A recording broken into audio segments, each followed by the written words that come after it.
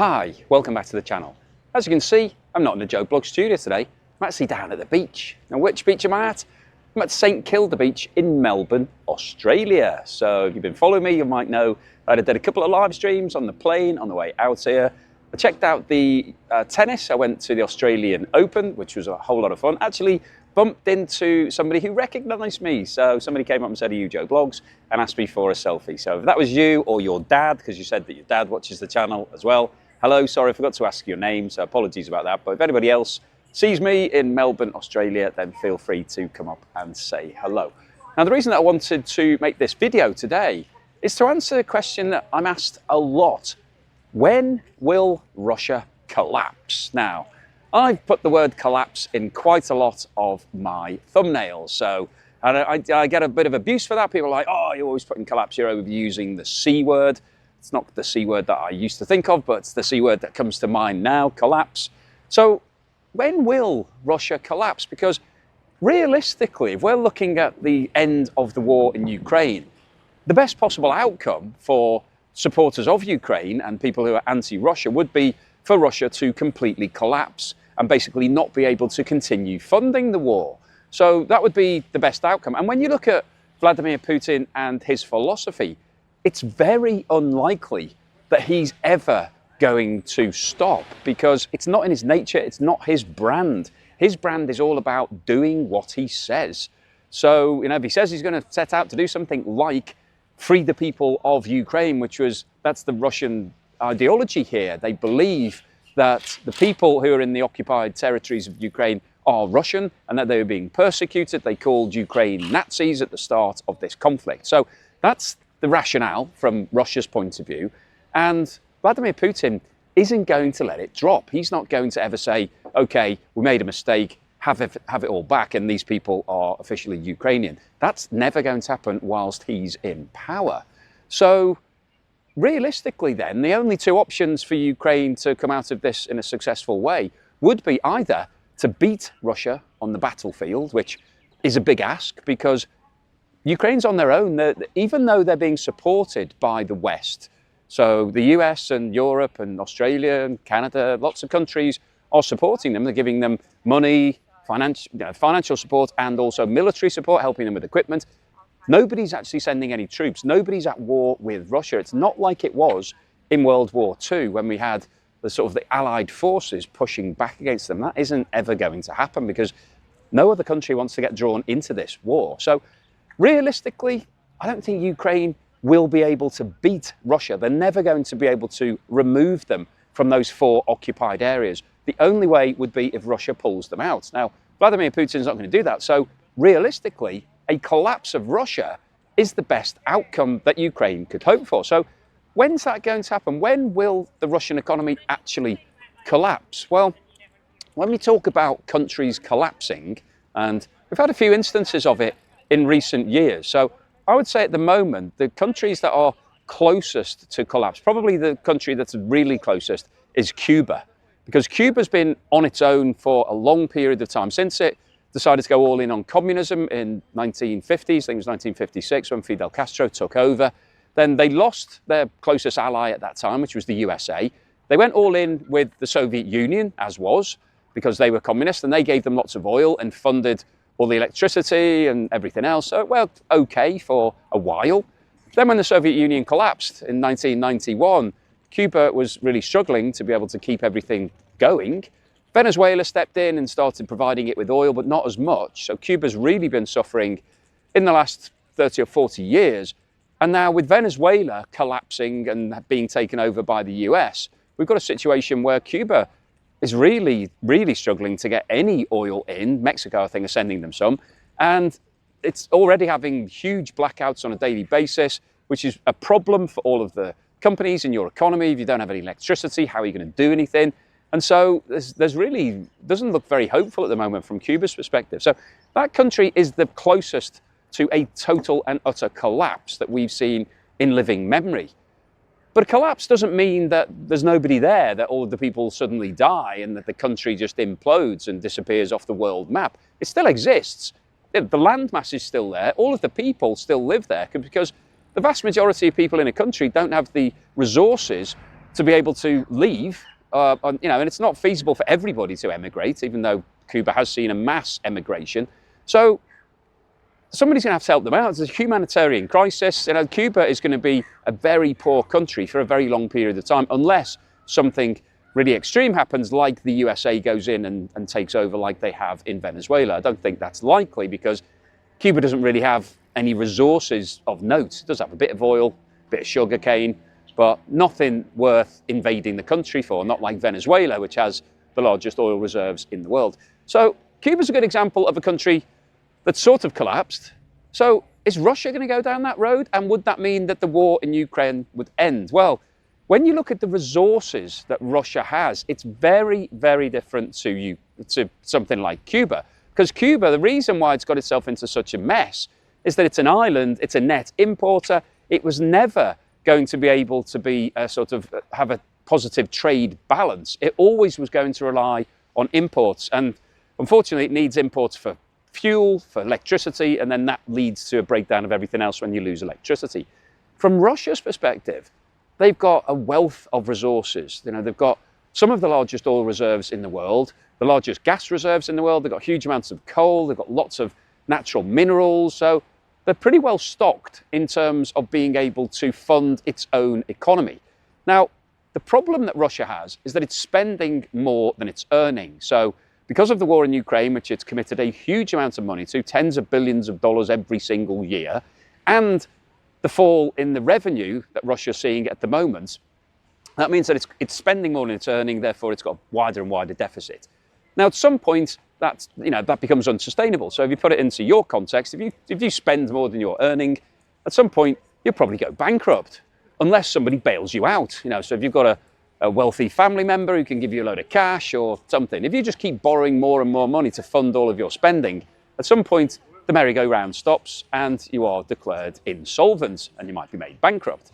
So that doesn't really happen with countries as much, because nobody is doing the checks and balances. So we've talked about countries like Argentina, who've defaulted on their debt 9 times in history. So they've borrowed lots of money from lots of countries through bonds. So basically the government issues bonds, those bonds are held by overseas investors, and then it comes to paying them back and Argentina says, actually we don't have the money, we can't do it, we can't pay you, Soza, what are you going to do? So it goes into default and therefore it can't borrow any more money officially. And then you have to manage with how much income you've got. And that's one of the reasons why Argentina's been in such a mess for a long period of time, that it defaulted on its international debt. It couldn't raise more debt. It then basically got itself into a spiral. Inflation took off.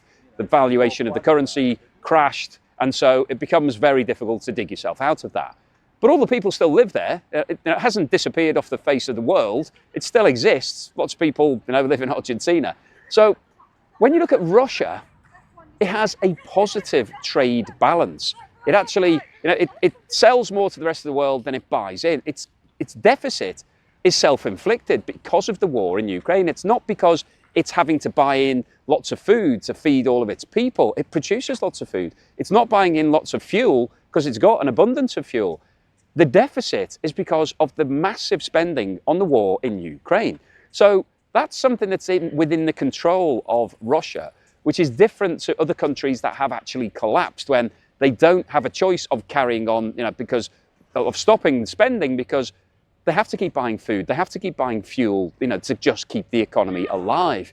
Russia can survive in terms of the basics, but it can't keep spending the amounts it's spending in Ukraine. But the difference with Russia is up until now, it hasn't actually been borrowing a lot of money. Its debt to GDP ratio historically has been less than 20%. And when you compare that to the USA, which it's 100%, Europe's, the UK's around 100%. So it's 5 times less than in Russia than it is in a lot of the countries that we deem to be successful. So its debt isn't overburdened. It's not going to collapse because it can't repay its debt. It's starting to take on more debt. And this is one of the issues I think Russia's facing now, is that it's having to raise money to fund the war in Ukraine from bonds. And who's going to buy those bonds? We've talked about this before. Some of these bonds are now being issued in Chinese yuan to encourage China to buy them, because Russia's close to China. It's its biggest ally. from an economic point of view. And so it wants financial investors to start buying bonds in Russia.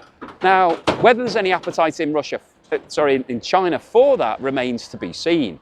And if there isn't, then Russia doesn't have that many other options. I don't think India would want to take on lots of bonds from Russia. So that's a question as to, could they raise more debt to keep the war going? If they can't, let's assume that China says, we don't want those bonds, nobody wants the bonds.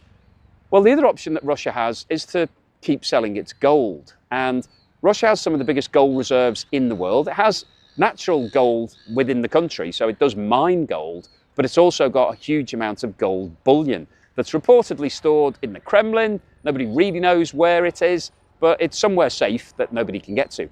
And Russia has been selling that gold over the past couple of years.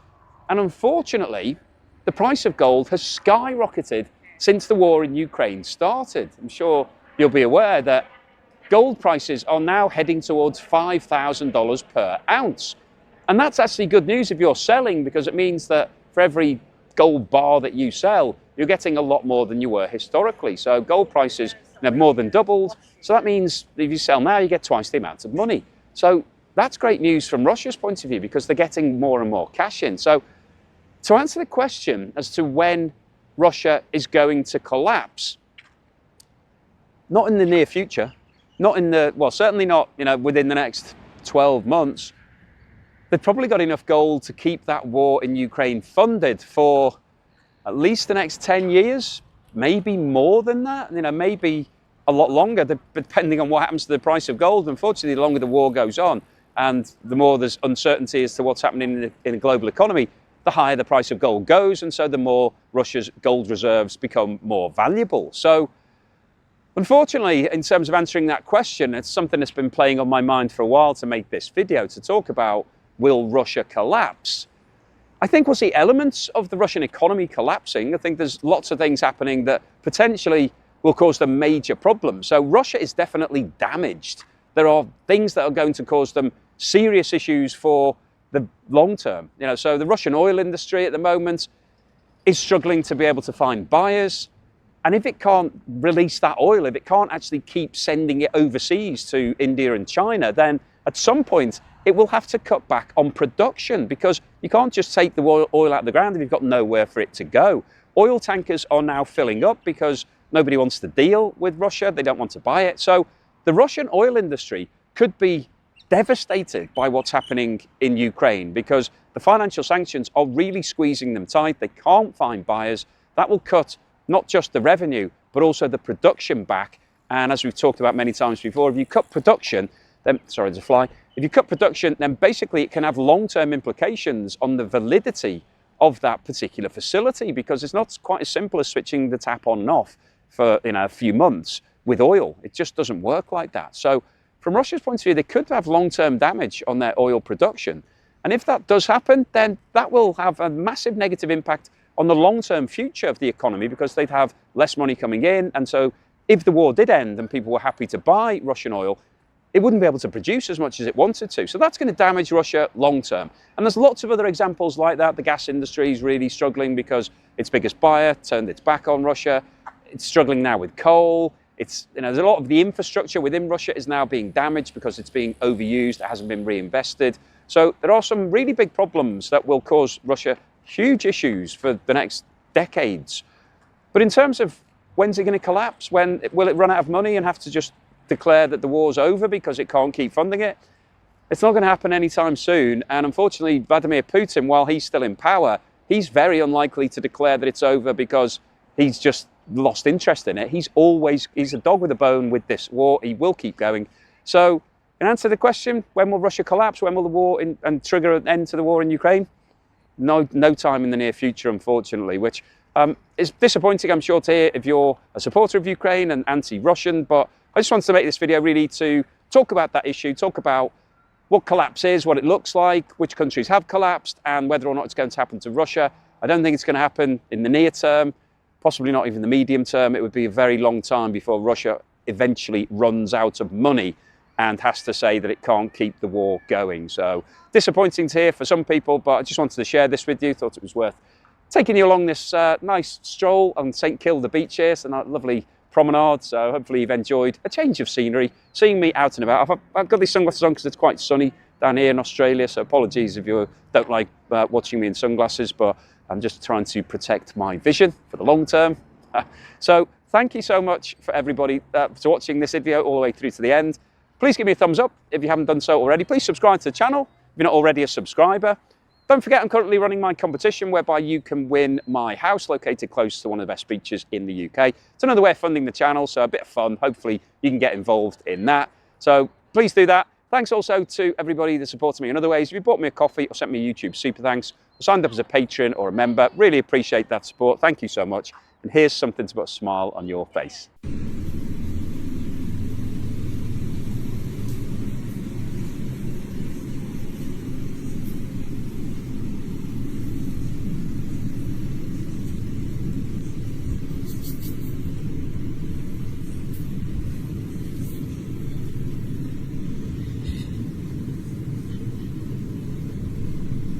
Mimi